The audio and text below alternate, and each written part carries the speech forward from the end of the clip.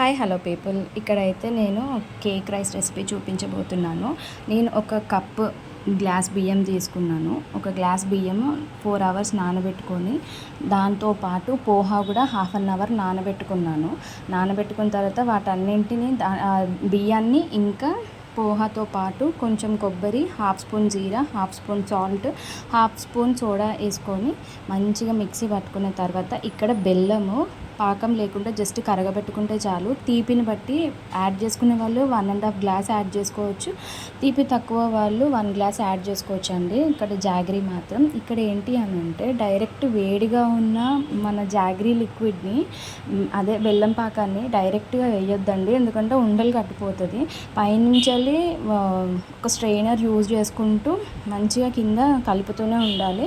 కలిపిన తర్వాత ఉండలు లేకుండా ఉంటుంది అన్నమాట. దీనివల్ల అంటే నేను ఈ టైంలో సోడా వేసాను, మీరు మాత్రం మిక్సీ పట్టేటప్పుడే వేసుకోండి. మంచిగా కలుపుకోవాలి. ఇక్కడ కలుపుకున్న తర్వాత ఒక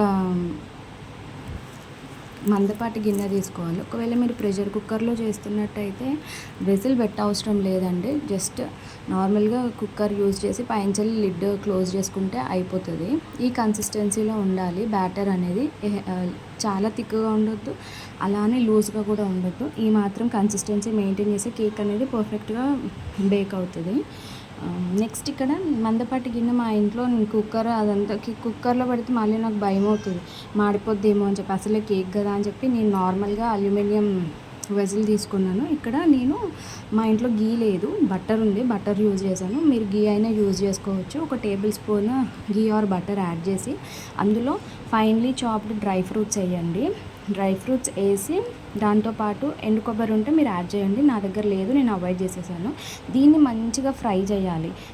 హై ఫ్లేమ్లోనే పెట్టుకొని ఫ్రై చేయాలి. హై ఫ్లేమ్లో ఎందుకు అని అంటే గిన్నె మంచిగా వేడవుతూ ఉంటుంది.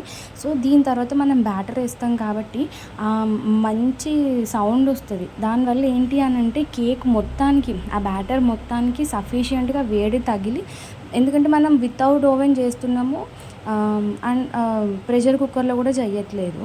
అంటే ప్రెషర్ ఏం అప్లై చేయకుండా నార్మల్గా పెడుతున్నాం కాబట్టి వేడి అనేది సమానంగా స్ప్రెడ్ అవుతుంది. కాబట్టి ఇట్లా హై ఫ్లేమ్లో పెట్టుకొని చేయాలి. ఒక 3 మినిట్స్ హై ఫ్లేమ్లో పెట్టిన తర్వాత మనం ఈ బ్యాటర్ అనేది యాడ్ చేస్తాము. యాడ్ చేసిన తర్వాత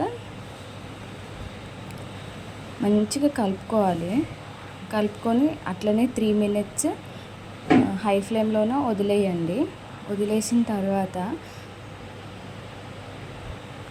ఇక్కడైతే పిక్చర్లో ఎంత బాగా అనిపిస్తుంది వీడియోలో అంటే అంతే బాగుంది. కేక్ చూడడానికే కాదు, తినడానికి కూడా చాలా బాగుంది.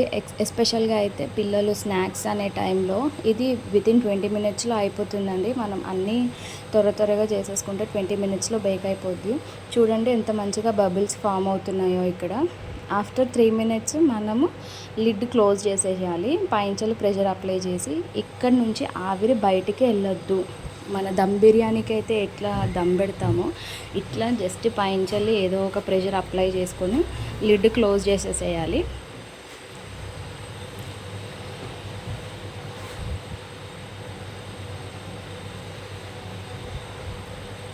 ఇక్కడ 20 మినిట్స్ సిమ్లోనే బేక్ చేయాలండి. కేక్ని మంచిగా బేక్ అవుతుంది. దాని తర్వాత మనకి ఇక్కడ టూత్ పిక్ కానీ నైఫ్ కానీ పెట్టి చూసినప్పుడు వితౌట్ ఏ పార్టికల్స్ అంటుకోకుండా వస్తే కేక్ అనేది మంచిగా బేక్ అయినట్టు అండి.